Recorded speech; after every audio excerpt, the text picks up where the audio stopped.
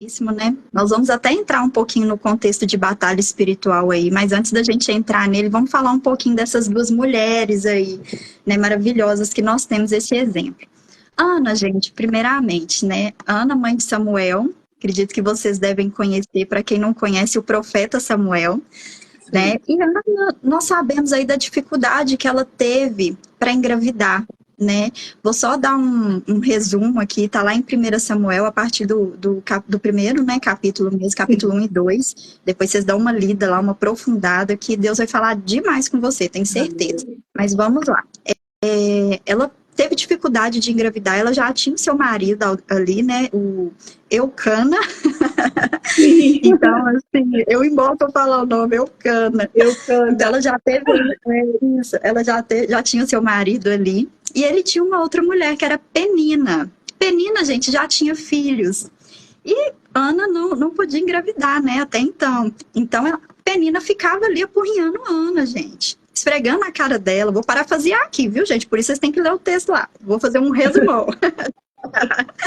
Então, assim, Penina ficava ali, né, em cima de Ana, esfregando a cara dela, olha, eu posso ter filho, você não, né, e ali os filhos nasciam, e aquela angústia dentro da alma de Ana, gente, aquela amargura, aquela dor, acompanhava Ana, de uma forma tão forte, tão profunda, que, assim, vocês não imaginam. Na hora que vocês forem lendo o texto lá, vocês vão ver, fala que a alma dela estava amargurada, gente.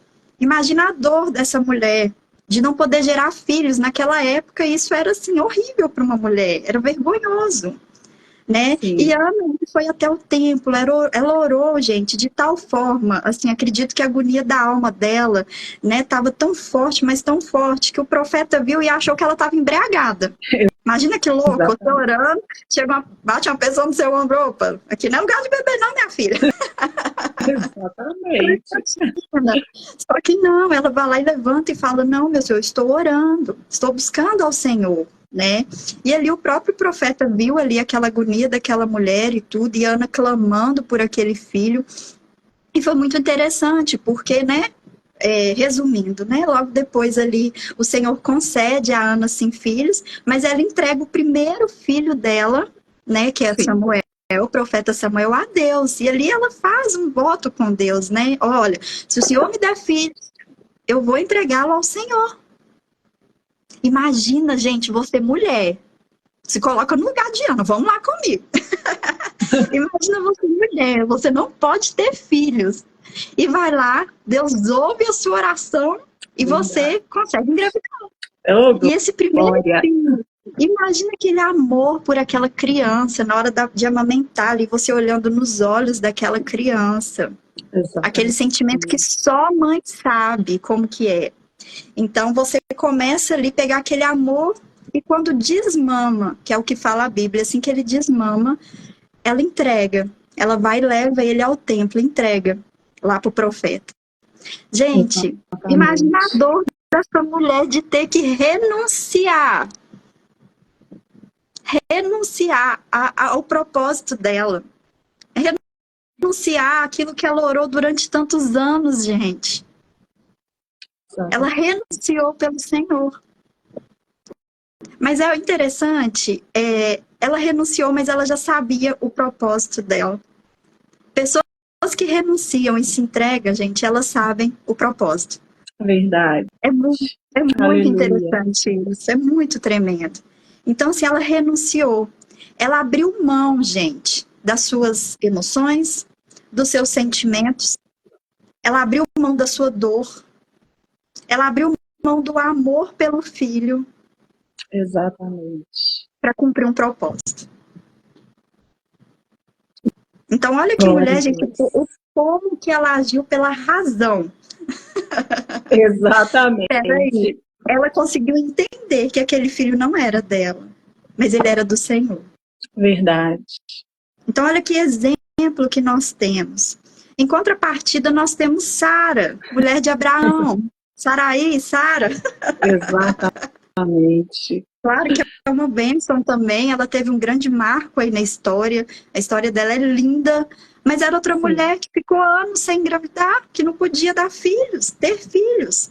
E ela via toda as mulheres ali ao seu redor, gente, sendo mãe, gerando. E ela não podia. E ela tentava, ela tinha aquela agonia da alma, ela tinha aquele desejo, ela clamava ao Senhor. Mas chegou um certo ponto que ela ergueu as manguinhas e falou assim: agora eu vou agir com a força dos meus braços. Se o Senhor não faz, eu faço. Vou pegar, parafraseando, viu, gente? Depois vocês leem a história lá. Só resumindo aqui para vocês, no meu contexto mesmo. Então ela foi lá, pegou a sua serva, né, e pediu ela que se deitasse com seu marido, como se fosse nos dias de hoje uma barriga de aluguel.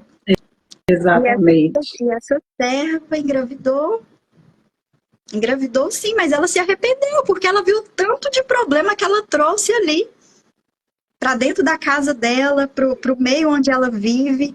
As brigas, eu imagino que eram constantes ali, os ciúmes do que ela começou a ter do marido. Vamos colocar no lugar dela como mulher ali. Imagina a situação, gente. Mas, enfim, ela tem o filho. Mas olha só para você ver a diferença de Ana e de Sara. Exatamente. Ana teve um equilíbrio ali para poder esperar. Sara não. Ela já agiu no impulso, ela agiu na emoção. Ela não deu conta de esperar mais o tempo de Deus. E com isso, ela trouxe consequências, gente, por toda uma geração. Tanto que, né, o povo colhe consequências desse ato até hoje. Exatamente. Até nos dias de hoje. Exatamente. Então, muito poderoso. Então, são duas situações emocionais aí muito discrepantes, que servem para a gente como exemplo. Gente, uma coisa interessantíssima, Ju, até já vou pegar num gancho aqui, já emendando já a batalha espiritual. Porque o que acontece, gente? O diabo, ele sabe exatamente onde está a sua falta. Exatamente. Ele sabe exatamente onde é a sua fome. Exatamente. Então, o que acontece? Sara, no contexto espiritual, tá, gente? Sara ali, ele já sabia daquela necessidade dela de ser mãe. O que ele já começou a jogar setinhas ali na mente dela. Olha, resolve assim, faz isso, que você vai conseguir seu filho. E, infelizmente, ela absorveu aquilo e fez. E ela colhe. Vocês acham que, por exemplo, Ana não teve setas, não teve retalhamentos ali? Você acha que o diabo não sondou ali aquela situação e tentou tirar ela do foco por várias vezes? Com certeza, gente. Ela é humana, nós somos humanos. Então, o diabo sabe, vamos supor, tá? Ele sabe que eu tenho um problema na área sentimental, eu não dou certo com ninguém, né? Eu tento e não dá certo, acontece isso, acontece aquilo, igual a gente falou aqui sobre as questões de acelerar o processo, né? O que acontece? O diabo sabe que você tá com uma necessidade, assim, enorme de ter alguém. O que ele vai fazer? Ele vai trazer os pratinhos para saciar a sua fome. E ele vai trazendo. E a pessoa, quando ela não está focada ou direcionada dentro de um contexto de Deus, gente, ela cai. Exatamente. Se você não estiver debaixo da direção ali, se você não estiver sendo tratado ali, não tiver pessoas do seu lado para caminhar, infelizmente, você vai matar a sua fome. Ah, tá, eu estou passando por um problema financeiro enorme. Um outro exemplo. O diabo sabe. Ele anda ao redor. Ele está aqui, ó, rodeando e sabe as nossas necessidades e as nossas faltas. Por isso que nós temos que orar e blindar, gente, todos os dias. Amarrar mesmo e falar, Senhor, eu não aceito seta, eu não aceito nada aqui na minha casa. Unge o seu lar sempre que você puder. Porque ele está ao redor, gente, ele escuta as coisas. Ele não tem ação na nossa mente, mas ele ouve, ele sabe os seus passos. Exatamente. Então, ele sabe, vamos supor, eu estou para entrar numa empresa, eu estou para fazer uma parceria com fulano, com ciclano, e, né, eu estou com dívidas. Então, o que ele vai fazer? Opa, peraí, estou vendo que fulano está com problemas ali naquela área, já vou levar uns pratinhos. E ele já começa a oferecer situações que são totalmente contrárias à vontade de Deus. Só que se você estiver ligado no trono, você vai conseguir discernir. Primeiro, ponto, gente, quando não vem de Deus, paz. A paz do Senhor excede todo entendimento. Quando é algo que não vem do Senhor, gente, vem com aquele incômodo. Aquele incômodo, peraí, tem alguma coisa. Por mais que você esteja empolgado, mas tem alguma coisa dentro de você que se chama Espírito Santo de Deus, que está te incomodando. Filho, filha, vigia. Não é legal, pensa antes de fazer.